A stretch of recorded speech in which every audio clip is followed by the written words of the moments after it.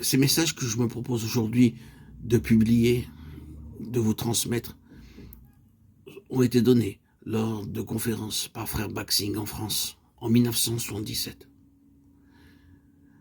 et par de nombreux enregistrements et audios. Je vais vous les communiquer. Ainsi, une fois partagées, sachez que ces paroles, qui sont toujours actuelles au XXIe siècle, dans ce siècle que nous vivons, vont produire ces effets en vous et atteindre le but divin, à savoir l'édification de l'Église vivante du Seigneur en beaucoup de lieux. Ces messages vont vous édifier comme ils l'ont fait pour moi. Je vous transmets tout simplement cette vie nouvelle que j'ai reçue. Bien sûr, par la substance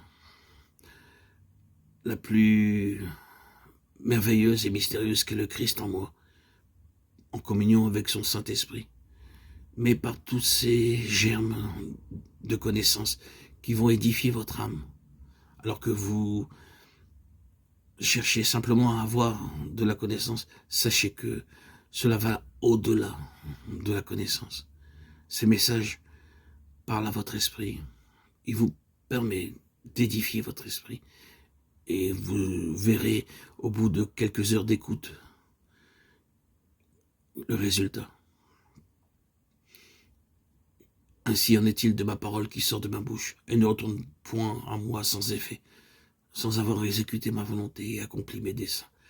Ésaïe 55, 11. Tout le peuple se faisant baptiser, Jésus fut aussi baptisé, et pendant qu'il priait, le ciel s'ouvrit. Luc 3, 21. Dans le dernier fragment de ce verset, il nous est dit que le ciel fut ouvert pendant que le Seigneur Jésus priait. Le Seigneur Jésus n'a jamais commencé son ministère public par des miracles. Il n'a pas non plus commencé son ministère par des sermons. Il le commença par la prière. Nous savons qu'en ce jour-là, personne encore ne le connaissait. Je ne le connaissais pas, mais celui qui m'a envoyé baptiser d'eau, celui-là m'a dit, celui sur qui tu verras l'Esprit descendre et s'arrêter, c'est celui qui baptise du Saint-Esprit. Jean 1, 33. Nous le trouvons en prière pendant son baptême, mais à ce moment-là, personne encore ne l'avait reconnu. Même Jean-Baptiste ne l'avait pas connu. Ainsi, comme une figure parfaitement inconnue, il vint parmi la multitude pour se faire baptiser. Et il nous a dit que 3 choses se produisirent tandis qu'il était en prière. Le ciel fut ouvert, le Saint-Esprit descendit sur lui, et la voix de Dieu fut entendue très clairement. À ce moment précis, le Seigneur Jésus-Christ a révélé le grand dessein de sa venue dans le monde. Il vint afin que le ciel fût ouvert pour nous. Avant ce moment, le ciel demeurait fermé, mais lorsque lui se mit à prier, le ciel s'ouvrit.